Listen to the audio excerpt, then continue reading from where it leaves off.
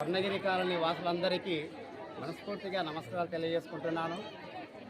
మనము ప్రతి సంవత్సరం కూడా ఈ యొక్క రాములవారి కళ్యాణం అంగరంగ వైభవంగా జరుపుకుంటున్నాం. అదేవిధంగా ఈ సంవత్సరం కూడా 15వ సీతారాముల వారి కళ్యాణం జరుపుకోవడం జరిగింది.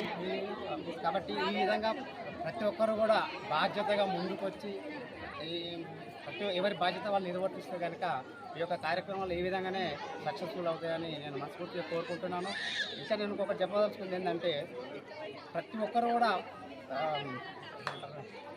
ఐక్యమత్యంగా ఒక కృత నిశ్చయంతో కనుక ముందుకు వస్తే ఎలాంటి కార్యక్రమం కూడా అవలీలంగా మనం సక్సెస్ఫుల్ చేసుకోవచ్చు.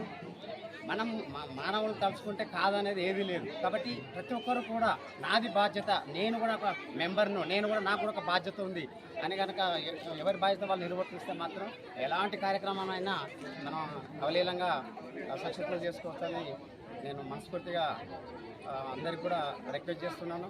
ఈ స్వర్ణగిరి కాలనీ మరీ మహిళలకు మాత్రం ఎస్పెషల్గా నేను వాళ్ళకు మనస్ఫూర్తిగా నేను ఏమంటున్నానంటే వాళ్ళు ముఖ్యంగా లేడీసే, ఈ మహిళామూర్తులు మాత్రం ప్రతి కార్యక్రమంలో ముందుకొచ్చి ఇక్కడ ఇవన్నీ చేయడము, ముగ్గులు పెట్టడము ఇవన్నీ జరిగినాయి.